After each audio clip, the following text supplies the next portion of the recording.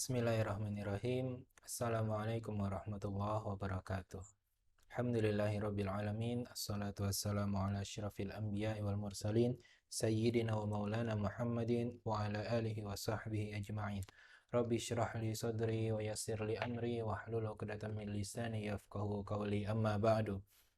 Baiklah, untuk pertemuan perkuliahan kita di pertemuan ke-8 ini kita akan membahas tentang sholat sunnah rawatib. Sholat sunnah rawatib ini adalah salah satu sholat sunnah yang hukumnya itu sunnah muakkad atau yang dikuatkan, yang sangat dianjurkan. Dalilnya ada dua dalil dan ada dua pendapat tentang pelaksanaan atau jumlah dari sholat sunnah rawatib. Yang pertama yaitu dalil dari Ummu Habibah radhiyallahu anha, istri Rasulullah sallallahu alaihi wasallam, Ummul Mukminin. Man shalla snatai asyrata rak'atan fi yaumin wa lailatin buniya lahu bihinna baitun fil jannah. Dari dalil ini, dari hadis ini dikatakan bahwa barang siapa yang mengerjakan salat sunnah rawatib dalam sehari semalam sebanyak 12 rakaat jumlahnya, maka karena sebab amalan tersebut ia akan dibangun sebuah rumah di surga. Ummu Habibah radhiyallahu anha, yaitu istri Rasulullah sallallahu alaihi wasallam, tatkala mendengarkan dalil ini, tatkala mendengarkan hadis ini, beliau berazam ingin sekali untuk selalu menunaikan sholat sunnah rawatib ini hingga akhir hayatnya, karena mendengarkan keutamaan dari sholat sunnah rawatib ini. Dari dalil ini dapat kita ambil kesimpulan untuk jumlah rakaat dari sholat sunnah rawatib itu sebanyak 12. Lebih detailnya lagi, dalil ini atau hadis ini panjang dan detailnya itu menjelaskan jumlah dari rakaat atau jumlah rakaat pelaksanaan sholat sunnah rawatib. Yaitu untuk sholat sunnah zuhur, rawatib zuhur, sebelum sholat zuhur itu jumlahnya ada 4 rakaat dan setelahnya itu ada 2 rakaat. Asar tidak ada sebelum dan sesudahnya. Kemudian maghrib, setelah sholat maghrib itu ada 2 rakaat. Dan setelah isya itu ada 2 rakaat. Serta sebelum subuh itu ada 2 rakaat. Adapun pendapat kedua, yaitu berdasarkan dalil dari Ibnu Umar radhiyallahu anhuma, bahwa Ibnu Umar berkata, hafiztu minan nabi sallallahu alaihi wasallam asyra raka'atin. Asyra raka'atin maksudnya ini bahwa Ibnu Umar radhiyallahu anhuma menyampaikan tentang redaksi yang lain dari sholat sunnah rawatib ini, yaitu asyra rakaat. Jumlahnya itu ada 10 rakaat. Raka'ataini qabla zuhri wa raka'ataini ba'daha. 2 rakaat sebelum zuhur dan 2 rakaat setelahnya. Detailnya seperti di gambar ini. 2 rakaat wa raka'ataini ba'dal maghribi fi baiti, dan 2 rakaat setelah sholat maghrib fi baitihi, di rumahnya Rasulullah. Wa raka'ataini ba'dal isya fi baitihi, dan 2 rakaat juga setelah isya di rumah Rasulullah. Wa raka'ataini qabla sholati subhi, dan 2 rakaat sebelum sholat subuh. Ada dua pendapat ini. Yang pertama yang membedakan antara dalil dari antara pendapat dari dalil yang diambil dari Ummu Habibah radhiyallahu anha, jumlah yang berbeda itu yaitu sholat zuhur. Jumlah sholat qobliyah atau sebelum sholat zuhur itu, untuk dalil yang pertama yang mengatakan ada 12 jumlah rakaatnya itu, sholat qobliyah zuhur itu ada 4 rakaat. Sedangkan dalil dari Ibnu Umar, sebelum sholat zuhur itu ada 2 rakaat. Nah, apa yang dimaksud dengan sholat rawatib? Sholat rawatib ini dari bahasa Arab, rotibun. Jamaknya adalah rawatib, yaitu sholat yang berurutan atau tersusun rapi. Maksudnya berurutan adalah dia itu ada di urutan sebelum sholat fardu dan setelah sholat fardu.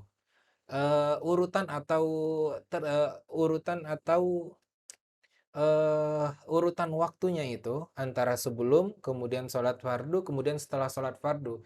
Itu yang dimaksud dengan urutan atau tersusun rapi. Jadi sholat sunnah itu ada yang namanya sholat sunnah rawatib, ada sholat sunnah lainnya itu ada sholat sunnah mutlak dan sholat sunnah muqayyad. Nah, yang kita bahas sekarang ini adalah sholat sunnah rawatib, yaitu sholat sunnah yang fungsinya atau keutamanya itu yaitu untuk menyempurnakan sholat-sholat fardu. Ada 12 rakaat dan ada juga pendapat yang mengatakan 10 rakaat. Nah, bagaimana dengan sholat-sholat sunnah lainnya yang sebelum mungkin ada yang bertanya, biasanya kita juga melaksanakan sholat sunnah qobliyah sebelum sholat asar. Ada juga yang mengatakan sebelum sholat maghrib, sebelum sholat isya. Padahal kalau kita perhatikan dari dalil ini, sebelum sholat asar itu tidak ada. Sebelum sholat maghrib juga nggak ada. Sebelum sholat isya juga tidak ada.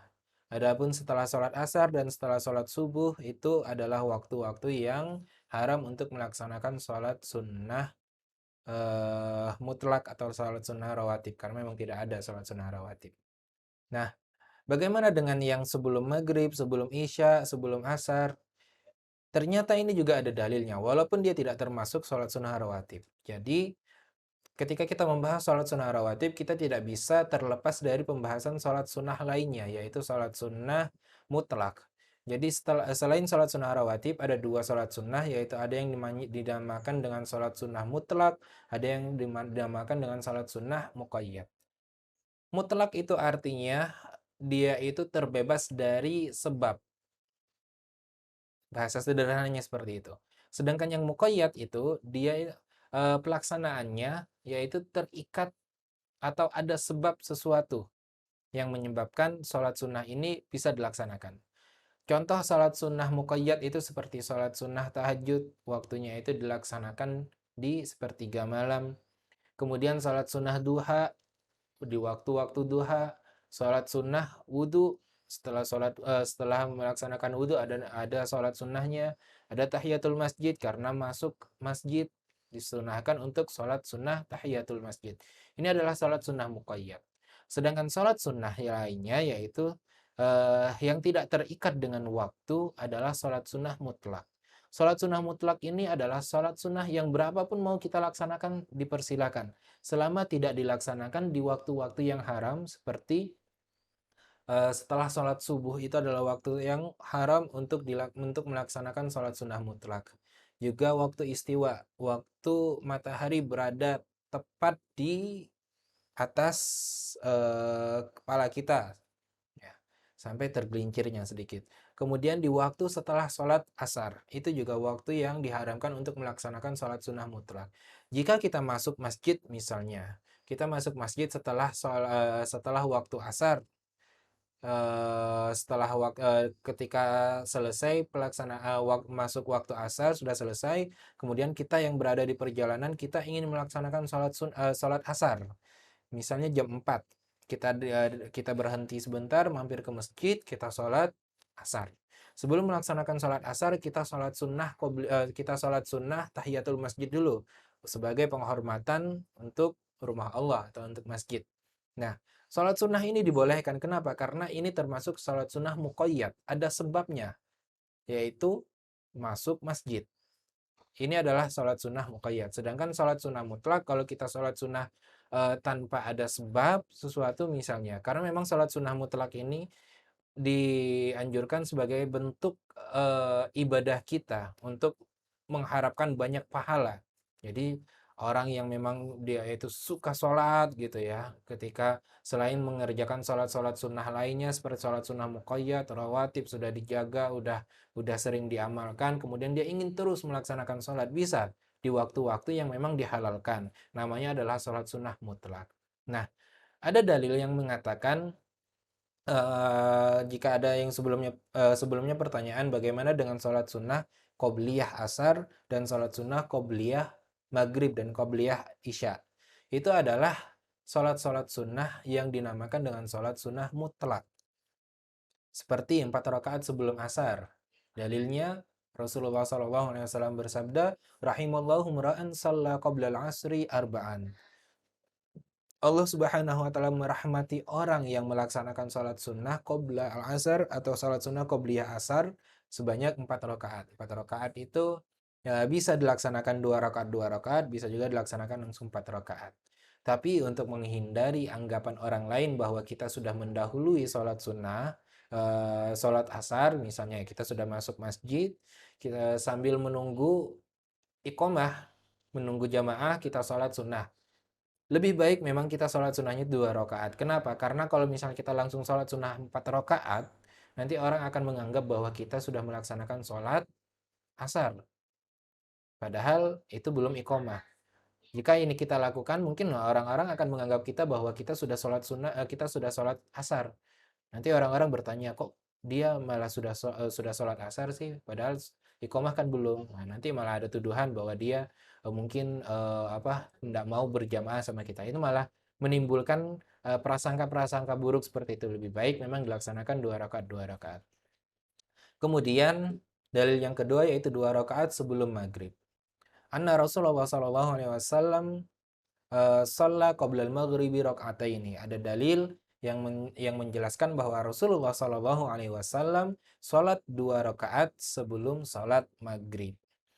Di dalam dalil ini juga ada redaksi lain yang menjelaskan bahwa Rasulullah juga sholat menganjurkan kepada para sahabatnya untuk sholat 2 rakaat. Itu diulangkan lagi oleh Rasulullah, disampaikan 3 kali. Sallu rakaat ini sebanyak 3 kali dalam makna hadisnya seperti ini. Kemudian eh redaksi terakhirnya itu dikatakan bahwa liman sya'a atau liman yasha, bagi siapa saja yang ingin. Dan Rasulullah tidak mengatakan bahwa ini eh, semacam sholat sunnah rawatib yang hukumnya itu sunnah muakkad, karena takutnya orang-orang akan berlomba-lomba akan tetap melaksanakan sholat sunnah ini. Sholat sunnah sebelum maghrib ini waktunya itu sangat terbatas. Sholat maghrib itu waktunya sangat terbatas. Jika orang-orang mengambil ini dan menganggap ini adalah sunnah muakkad, maka orang-orang akan tetap menjaga, ingin tetap menjaga sholat sunnah qobliyah maghrib ini. Kalau untuk kita yang tinggal atau melaksanakan sholatnya itu di masjid-masjid biasa mungkin bukan masalah. Tapi kalau misalnya orang-orang yang melaksanakan sholatnya itu di Ka'bah misalnya ya, untuk melaksanakan sholat di Ka'bah itu membutuhkan waktu. Membutuhkan waktu sampai para Taif atau orang-orang yang melakukan tawaf itu berhenti semua, menyusun shaf itu membutuhkan waktu yang lebih lama. Itu. Kalau misalnya dilaksanakan di masjid biasa mungkin tidak masalah. Untuk qobliyah maghrib dibiasakan nggak masalah. Karena kita juga punya biasanya di masjid-masjid kan ada waktu, misalnya menit menuju ke iqomah ya, itu udah ada kemajuan itu mempermudah kita untuk mengingatkan orang yang baru datang. Kalau misalnya memang waktunya cukup 2 menit lebih untuk melaksanakan sholat sunnah qobliyah, silahkan. Kalau misalnya tidak cukup waktunya, maka tidak dilaksanakan tidak masalah. Karena Rasulullah juga tidak menganjurkan dengan sangat untuk sholat sunnah qobliyah maghrib ini. Karena waktunya tadi yang terbatas memang. Dan bagaimana dengan sholat sunnah qobliyah isya? Sholat sunnah qobliyah isya ini juga termasuk salah satu sholat sunnah yang mutlak. Pokoknya antara azan dan maghrib ini, kalaupun tidak termasuk dia salah satu salat sunnah rawatib, maka dia masuk kategori salat sunnah mutlak, yang memang dianjurkan untuk mengisi waktu kosong daripada kita cuma menunggu jamaah gitu ya, daripada melakukan hal-hal yang tidak tidak etis, misalnya kayak update status gitu ya. Kita lagi menunggu sholat jamaah nih, atau update misalnya takmir masjidnya. Ayo ke masjid gitu ya, update status seperti itu. Ini daripada kita melakukan itu, lebih baik kita sholat sunnah mutlak untuk mendapatkan pahala yang banyak. Ini pembahasan tentang sholat sunnah. Jadi kalau misalnya kita simpulkan ada berapa sholat sunnahnya.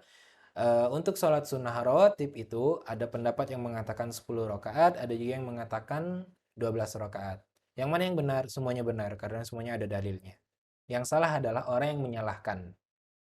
Kemudian ada 4 rakaat sebelum sholat zuhur dan ada juga 2 rakaat setelah sholat zuhur. Sebelum sholat zuhur itu dinamakan dengan sholat sunnah qobliyah zuhur atau sholat sunnah qobliyah, yaitu sholat sunnah yang dilaksanakan sebelum sholat fardu. Sedangkan sholat sunnah yang dilaksanakan setelah sholat fardu namanya sholat sunnah ba'diyah. Adapun dia itu apakah termasuk rawatib atau sholat sunnah mutlak, maka dia tetap terhitung sholat sunnah qobliyah atau ba'diyah. Ya, jadi qobliyah atau ba'diyah itu ada yang namanya sholat sunnah rawatib dan ada juga yang dimasuk kategori sholat sunnah mutlak. Tetap disebut dengan sholat sunnah qobliyah. Jadi ada yang mengatakan nggak ada yang namanya sholat sunnah qobliyah, sholat sunnah qobliyah asar itu nggak ada. Nah ini keliru. Keliru dalam penyebutan. Kalau dia mengatakan tidak ada sholat sunnah rawatib sebelum asar, benar. Tapi kalau mengatakan tidak ada sholat sunnah qobliyah sebelum asar, itu keliru. Karena ada sholat sunnah mutlak sebelum asar. Seperti itu ya. Jadi perbedaan antara qobliyah, ba'diyah harus dipahami. Kemudian yang dinamakan dengan qobliyah dan ba'diyah itu termasuk kalau ba'diyah nggak ada sholat sunnah mutlaknya ya di sini. Yang dinamakan dengan sholat sunnah qobliyah itu bisa termasuk kategori yang rawatib dan bisa juga termasuk kategori yang mutlak. Sebelum sholat asar ini ada sholat sunnah qobliyah mutlak namanya. Qobliyah mutlak ini ada 4 rakaat. Sedangkan setelah sholat asar ini haram untuk dilaksanakan. Kecuali dia itu termasuk sholat sunnah muqayyad. Ada waktu, ada sebab yang menyebabkan kita untuk melaksanakan sholat sunnah. Seperti misalnya kayak sholat sunnah gerhana. Sholat sunnah gerhana itu bagaimana jika ternyata gerhana itu terjadi setelah sholat asar? Apakah dia termasuk kategori sholat sunnah yang diharamkan? Karena dia dilaksanakan di waktu yang diharamkan untuk melaksanakan sholat. Nah, tidak. Kenapa? Karena sholat sunnah gerhana matahari, yaitu kusuf, itu termasuk kategori sholat sunnah muqayyad yang terjadi atau yang disunahkan karena ada sebabnya, yaitu sebab terjadinya gerhana. Kemudian 2 rakaat sebelum sholat maghrib, ini sholat sunnah qobliyah, masuk kategori mutlak, dan sholat sunnah ba'diyah maghrib itu adalah sholat sunnah rawatib. Sholat sunnah sebelum isya, qobliyah isya, itu sholat sunnah mutlak, dan setelah sholat isya, 2 rakaat itu sholat sunnah qobliyah, masuk kategori rawatib. Sebelum subuh itu 2 rakaat qobliyah rawatib, yang pahalanya itu lebih baik daripada dunia dan seisinya. Maka 2 rakaat sebelum sholat subuh ini pahalanya sangat besar sekali. Setelah sholat subuh tidak ada.